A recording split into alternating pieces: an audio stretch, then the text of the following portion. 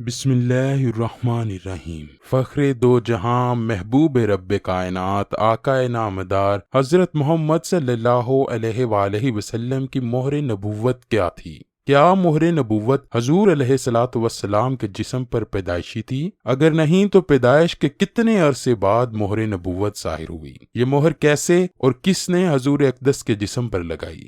مہر نبوت کا ذکر گزشتہ آسمانی کتابوں میں کیوں تھا؟ نبی مکرم کی وفات پر یہ مہر کیوں غائب ہو گئی تھی؟ ناظرین گرامی، ویڈیو میں ان تمام سوالات کے جوابات صحیح الاسناد احادیث مبارکہ سے دیے جائیں گے۔ اللہ پاک نے ہمارے پیارے آقا صلی اللہ علیہ وآلہ وسلم کو جو فضیلتیں، نعمتیں اور خصائص عطا فرمائے تھے، بے شک وہ کسی اور کے حصے میں نہیں آئے۔ آپ صلی اللہ علیہ وآلہ وسلم کو دنیا میں عطا ہونے والے اوصاف میں سے ایک اہم مہر نبوت ہے، جو کہ آپ کی منفرد شان اور خاتم النبیین ہونے کی دلیل تھی۔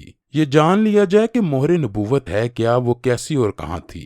اس بارے میں متفقہ علیہ حدیث مبارکہ، جسے بخاری، مسلم، نسائی، طبرانی اور حدیث کی تمام کتابوں میں روایت کیا گیا ہے۔ حضرت صاحب رضی اللہ تعالیٰ عنہ سے مروی ہے کہ ایک دفعہ میں بہت بیمار پڑ گیا تو میری خالہ جان مجھے حضور اقدس کی خدمت میں لے گئیں اور عرض کرنے لگیں، یا رسول اللہ، میرا بانجا سخت بیمار ہے۔ یہ سن کر نبی پاک نے میرے سر پر اپنا شفقت بھرا ہاتھ پھیرا اور میرے لیے برکت کی دعا کی۔ پھر نبی کریم وضو فرمانے لگے تو میں آپ کے وضو سے بچا پانی پیا اور حضور کے پیچھے کھڑا ہو گیا تو آپ کے دونوں شانوں کے درمیان مہر نبوت کو بغور اپنی آنکھوں سے دیکھا، جو کہ کبوتری کے انڈے جیسی تھی۔ ناظرین گرامی، اسے مہر نبوت اس لیے کہتے تھے کہ گزشتہ آسمانی کتب میں اس مہر کو حضور صلی اللہ علیہ وآلہ وسلم کے خاتم النبیین ہونے کی علامت قرار دیا گیا تھا۔ وفات کے وقت یہ مہر شریف غائب ہو گئی تھی۔ حضرت جابر بن سمرہ رضی اللہ تعالیٰ عنہ فرماتے ہیں، میں نے سلطان دو جہاں صلی اللہ علیہ وآلہ وسلم کے دونوں مبارک شانوں یعنی کندھوں کے درمیان مہر نبوت کو دیکھا، جو کبوتری کے انڈے کی مقدار میں سرخ ابھرا ہوا گوشت تھا۔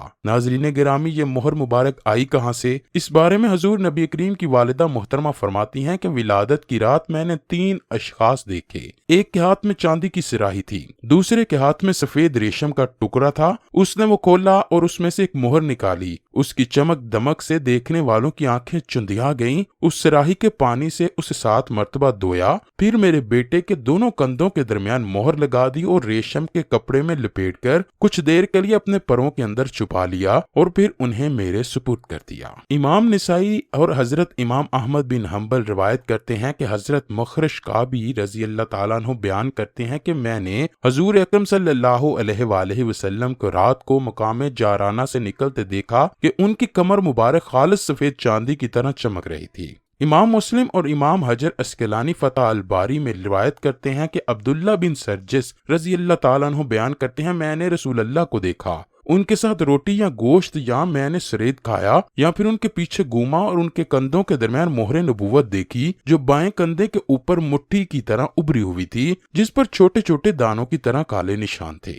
اسی طرح امام ترمذی، امام بہقی اور طبقات ابن سعد میں روایت ہے کہ شیر خدا حضرت سیدنا مولا علی فرماتے ہیں کہ حضور صلی اللہ علیہ وآلہ وسلم کے دونوں کندھوں کے درمیان مہر نبوت تھی، اسی لیے آپ آخری نبی ہیں۔ امام بہقی دلائل النبوہ جلد 1 صفحہ نمبر 304 پر روایت فرماتے ہیں کہ حضرت عائشہ رضی اللہ تعالیٰ عنہ بیان فرماتی ہیں، میں نے حضور نبی کریم کی مبارک پشت کشادہ تھی اور دونوں کندھوں کے درمیان مہر نبوت تھی۔ امام مسلم نے سمرہ سے بیان کیا ہے کہ وہ بیان کرتے ہیں، میں نے نبی کریم کے کندھے کے قریب ان کے جسم کے مشابہ کبوتری کے انڈے جتنی مہر نبوت دیکھی۔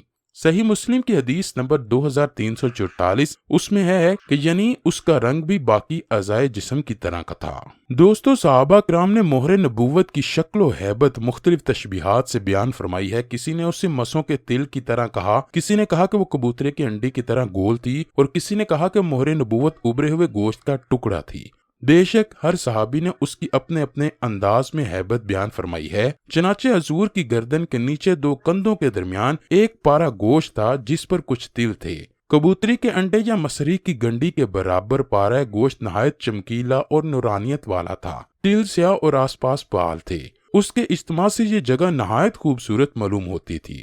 حضرت قاضی امام مالک حضرت جابر رضی اللہ تعالیٰ عنہ کی روایت بیان فرماتے ہیں کہ نبی کریم نے ایک دفعہ سواری پر مجھے اپنے پیچھے بٹھا لیا۔ میں نے اپنے چہرے کو مہر نبوت کے قریب کیا تو اس کی بے پناہ میٹھی خوشبو مجھ پر غالب آ گئی۔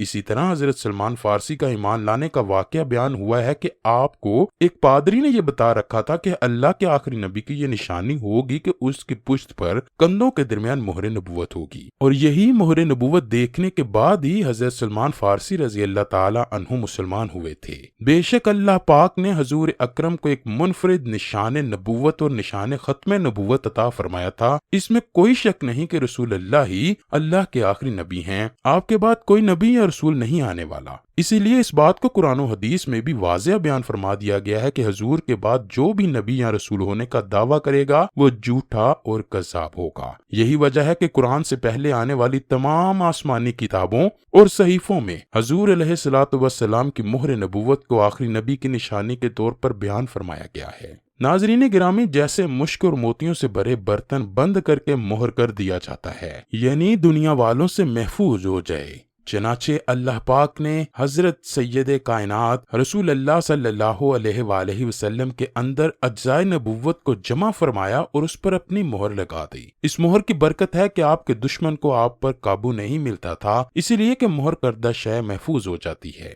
اور دوسرا یہ کہ اللہ کے آخری پیغمبر کی یہ نشانی تھی۔